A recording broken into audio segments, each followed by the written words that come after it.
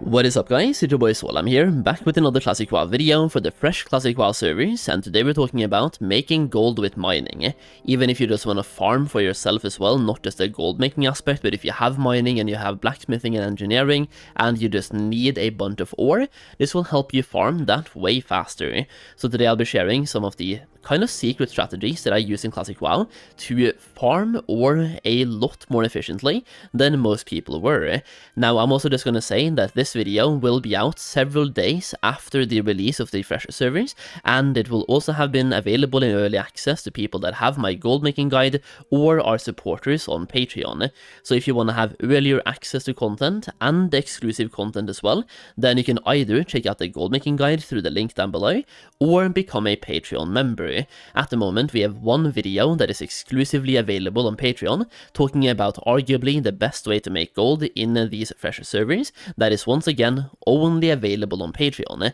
In addition to that, we have this gold making guide. You can see the cover off on the screen right now, which covers a whole array of different gold farms that I have used in Classic WoW, Season of Mastery and the Season of Discovery to farm thousands of gold.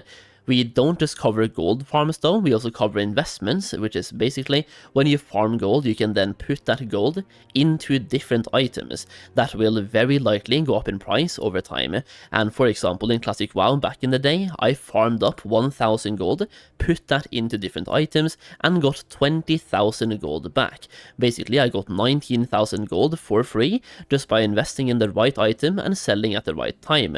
And by getting this guide, you will get the information of which items I bought, why I bought them, and just my whole thought process around that as well. In addition to that, you also get access to a gold making Discord server where I keep you guys up to date on my plans, what I'm buying, what I'm selling, and when I'm selling it as well. Plus you get earlier access to content, so you get a bunch of gold farms in early access. Either way, let's talk about today's gold making strategy, and this is going to be the first time for these fresh servers that we're talking about professions. Now today we're touching on the mining aspect of professions, and if you have herbalism plus mining, that is a very good combination.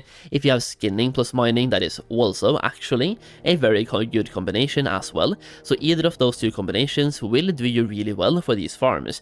But even if you only have mining, that works out as well. So for today, we're focusing on the fresh hardcore servers or the fresh classic era servers, the PvE ones and PvP ones, and we're focusing on farming with mining. Now farm number one is going to be this one right here, and based on this you can kind of see where this video is going. We are going to be focusing on caves and farming inside caves. So for this one we have two caves in Redridge mountains, for example, where you can farm for silver ore, copper ore, iron ore, every type of ore in that skill range. And when you're farming for caves, or when you're farming inside caves, you are basically benefiting from the dynamic respawns, and this is something Blizzard has on every single launch, even Classic WoW and this time around as well. They will have dynamic mob respawns and dynamic vein respawns, and even if they somehow turn that off, you have the layering system, which means caves are usually dense with the mining veins. I mean, you can see on this map right here, you can see all the dots for different silver ores or silver vein locations, and you can see a bunch of them are in these caves. More than half are in these two condensed locations, and using the layering system, you can farm the caves on layer 1 and then jump to layer 2, and then jump to layer 3, then jump to layer 4, and then jump back to layer 1, and just keep farming inside caves 24/7. Now Blizzard has posted an update that layering or layer jumping on PvP servers will be different, and you will have a long cooldown when layer jumping on PvP servers only. So PvE servers you will still be able to layer jump the way we used to back in the day, so you can basically farm layer 1, layer 2, layer 3, but even without layer jumping, if dynamic spawns are active, which they very likely will be, you can farm a bunch of gold by just sitting inside caves, literally. Now next up we also have some iron ore and mithril ore farms, and my aim with this video is just to show you the different cave locations that I have used in Classic WoW for mining specifically, so you can use them to your own advantage. Now in the top right you will have a bunch of humanoids inside that cave, where you can farm cloth. At the same time you can get something called a jungle remedy, which is used in a quest, and you can also get a bunch of greens there. I mean, they're humanoids after all, so regular humanoid loot, and you can also get the green hills of Stranglethorn, that you can then sell for gold to people that are doing their quest and willing to pay to get some experience. So top circle here, humanoids, plus iron ore and mithril ore, and in the bottom circle you have, you basically have, what are they called, like, basilisks inside. So you can farm basilisks for raw gold and skinning, and you will also get more mithril down south and more iron ore up north. So you can basically target farm based on your preference.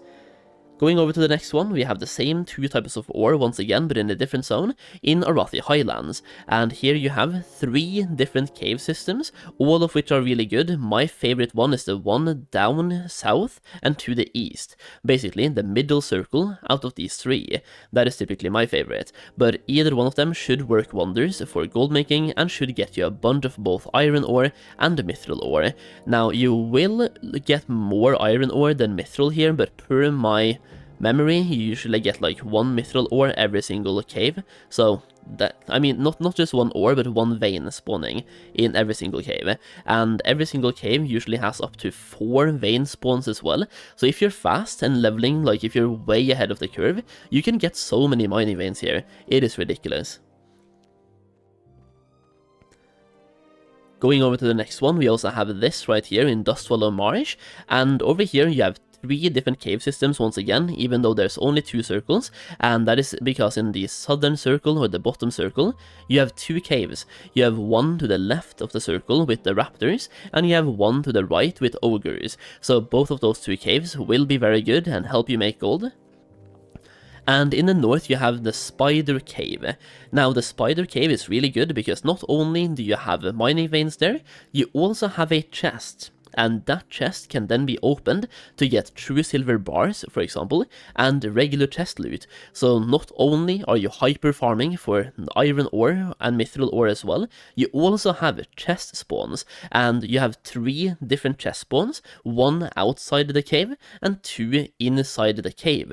So by just sitting here or even layer dumping, you are farming both veins and the chest spawns at the same time, plus you can also farm the spiders. Moving on to the next one then, we have these 2 right here. Well, it's 1 cave, but once again we have iron ore and mithril ore, and this location is very good if you have, for example, skinning. It's the Yeti cave in Hillsbrad Foothills, and over here you will once again get both iron ore and mithril ore, and it's a lower level zone. You will typically get way more iron ore here than mithril ore, but you do get mithril ore every now and then. In addition to that, you can farm for heavy leather, and I believe sometimes thick leather, but at least heavy leather. And yeah, so heavy leather. You can farm for that here if you have skinning. So for this cave specifically, skinning plus mining is an absolute insane combination. Moving on, we have the mithril ore in Tanaris, and you can also get some thorium here. I just want to say that verbally, but you're mainly here for the mithril. Now in Tanaris, these 2 cave systems are usually untapped, like not too many people farm here, and it's a shame because there's so many mining veins inside both. You have regular mining veins, and you also have ooze-covered mining veins, and I believe the reason not a lot of people do farm here is that there are not that many quests inside this cave system. So the only ones that are down there are farmers, and there's not that many of them. So I'm just gonna say right now, if you go to these 2 locations, and it's down underground, so you have to go into those insect parts and then go into the cave system in that insect area, and then you can get a bunch of mithril veins inside there. Next up, we are now approaching the end game, where we have thorium ores, and we only have 2 locations for this that I want to show you guys at the moment. Number 1 is this cave in Ungora Crater, and I tested this back in Classic WoW, where I farmed inside the cave for about 5 hours straight, and a friend of mine ran laps around Ungora Crater, and I got way more mining veins than him. I think I ended up with about 33% more ore than he did, and once again, we only did a 5-hour test, but I believe it's like a significant test. It's not something you should go by. Like, it's not enough numerical data, but when we compared my 5 hours inside the cave versus his 5 hours of running laps, I got 33% more. And for the cave as well, things are just hyper spawning, and when I farmed in the cave, I stood on the same layer. You can once again abuse the layer jumping system to get way more spawns. Now the last one I want to talk about today is going to be this one right here, and this one is in the western Plaguelands zone all the way to the east of the actual zone, and it's very close to the border between western Plaguelands and eastern Plaguelands. Over here you have a thorium ore cave, and the reason why I want to highlight this, it's twofold. Number one, it is one of the only cave systems that act this way, that has like dynamic spawns, that actually has large thorium veins, because the one in Angoro, I believe, only has the small thorium veins. This one has several large ones, and large thorium veins can, for example, contain arcane crystals. And also, number two, the mobs in this cave can drop the recipe for the greater nature protection potion, which can only drop in this area. So that's pretty much the video, how to farm gold with mining, specifically inside cave systems, and why farming in caves could be way more beneficial than just doing open world farming. And once again, you can use both dynamic spawns and layer jumping to your advantage to make even more gold and farm way more ores than you normally would. Once again, you can get access to all of my content by getting the gold making guide or becoming a member on Patreon. Both the links are down below in the video description or the pinned comment. As always, thank you for watching, leave a like if you enjoyed the video, and subscribe for more classic WoW gold making content. Thank you for watching, and I'll see you again in the next video very soon.